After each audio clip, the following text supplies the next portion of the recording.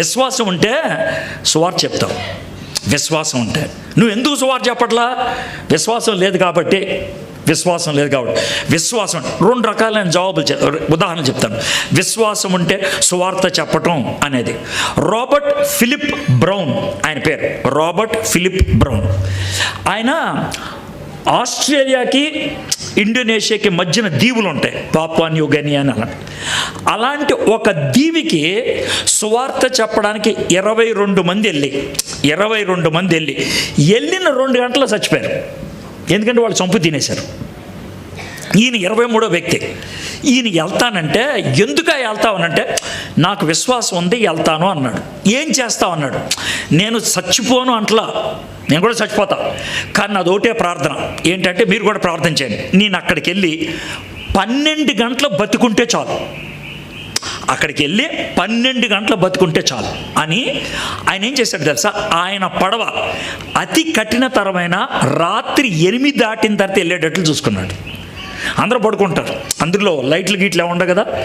ఈయన తెల్లారుజాము 8 గంటల దాకా బతుకుంటే చాలు అనుకున్నాడు. దేవుడు కృప చూపించి 36 గంటలు చచ్చిపోకుండా చేశాడు. 36 గంటల తర్వాత ఆయన పట్టుకున్నారు. ఈ 36 గంటలు ఆయన చేసిన పని ఏంటంటే, 36 గంటలు 3 గంటలు పడుకున్నాడంట. 33 గంటలు మోకరించి, ప్రభువా ఈ దీవిలోకి నీ ఆత్మకార్యం రావాలి, ఈ దీవిలో నీ కార్యం జరగాలి అని 33 గంటలు ప్రార్థన చేశాడు. ఆయన పట్టుకున్నారు. ఆయన్ని ఎవరు? ఆ కొండ జాతి మనుషులు ఉంటారు కదా, అడవి జాతి మనుషులు పట్టుకొని వీడు దొరకంగానే ఆయన ఒక చోట నుంచే పెట్టి, వాడికి కాపలాగా ఇటొకటి పెట్టి ముందు చితిబంటేసి, వీడు దొరికాడు కదా కాబట్టి వాళ్ళ పండగ చేసుకోవడానికి డప్పులు గిప్పులు కొడతా పాటలు పాడుతున్నారు. ఎందుకని? ఆ పాటలు అయిపోయిన తర్వాత ఈ అబ్బాయిని ఆ చితిబంట మీద వేసి కాల్చేసి తినేయాలని. ఇది పరిస్థితి. నుంచో ఉన్నాడు Robert Philip brown, ఇటొకటి నుంచున్నాడు.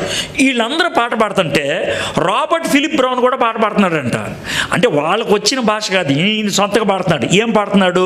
All to Jesus I surrender, నా సమస్తము దేవునికే సమర్పించరు అని పాడుతూ ఉంటే ఇటు ఉంటాడే. వాళ్ళిద్దరికి అర్థం కాలేదంట. అరే వీళ్ళు మా వాళ్ళు పాటలు పాడుతున్నారంటే ఒక అర్థం ఉంది, ఈడే బిర్యానీ ఈడు పాట పాడతాం ఏంటే? వాళ్ళకి అర్థం కాక నోర్మి అంటే ఆడి భాష అర్థం కాక ఈయన పాడుతున్నాడు. ఆడ భాషలో నోర్మి అన్నాడు, ఇంకేం అర్థం అవుద్ది? ఇక తట్టుకోలేక ఈ పక్కన ఉన్న దొంగడు ఏం చేశాడంటే, ఆ జాతి మనిషి నాలిక బయటికి లాగే కొరుక్కు తినేశాడు. ఇంత మొక్క నాలుగు కొరికేశాడు. వీడు పాడతాం మానేస్తాడని. రక్తం అంతా కారుతా ఉంది, అయినా పట్టించుకోకుండా ఇంకా పాడుతున్నాడు. ఈయన ఇంకా యువతలోడికి కోపం వచ్చి ఇక్కడంతా కారిన రక్తాన్ని నాకేశాడు. వీళ్ళిద్దరూ ఏంట్రయ్యడు, వీటికి నాలుగు కొరికేసినా కూడా రక్తం కారుతున్నా కూడా ఏం పాడుతున్నాడు అనేసి అర్థం కాకుండా పక్క తీసుకెళ్లారు. తర్వాత ఏం జరిగిందో మనకు తెలియదు, కానీ విషయం ఏంటి చెప్పమంటారా? కొన్ని రోజులకి ఆ మొత్తం దీవంతా కూడా యేసు ప్రభువుని అంగీకరించేశారు.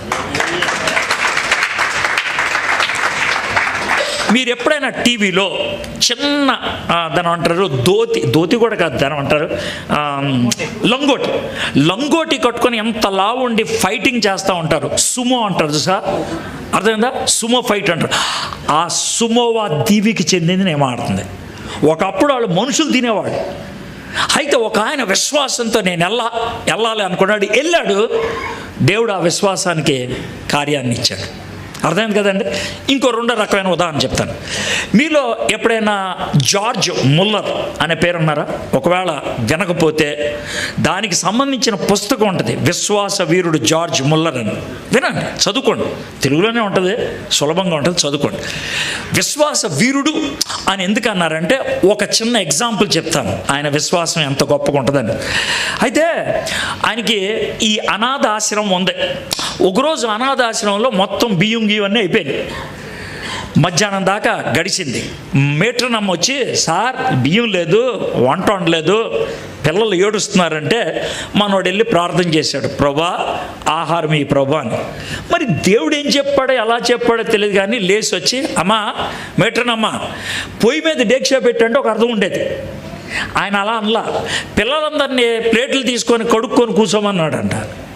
ఇంట్లో బియ్యం లేదు, పొయ్యి మీద ఏం పెట్టలేదు, పిల్లలకి ప్లేట్లు ఇమ్మంటే ఎలా ఉంటుంది చూడండి.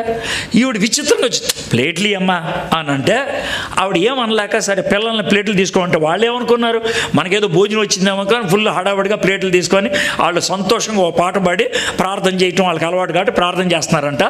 ఈలోగా బయట ఎవరో డోరు కొట్టారంట, గేట్ కొడితే వెళ్ళానంటే వెళ్తే ఒక ఎద్దుల బండి వచ్చి ఆగిందంట. ఎద్దుల బండి పక్కన ఒక ఆయన నుంచి అని అన్నాడంట, ఏమంటే ఈరోజు మాది పార్టీ, ఆ పార్టీకి చాలామందిని పిలిచాం, కానీ మా సంబంధంలో ఒకడు క్లోజ్ అయిన చచ్చిపోయాడు, ఈరోజు పార్టీ చేసుకోలేం.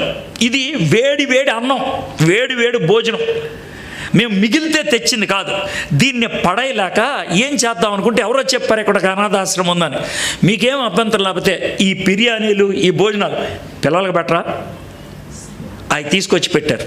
హిందీలో కహావత్ ఉంటుంది, దానే దానే పే లిఖా హువా హై ఖానే వాలా కా నామ్, దానే దానే పే, దాని మీద ఉంది రాసి వీళ్ళ పేరు.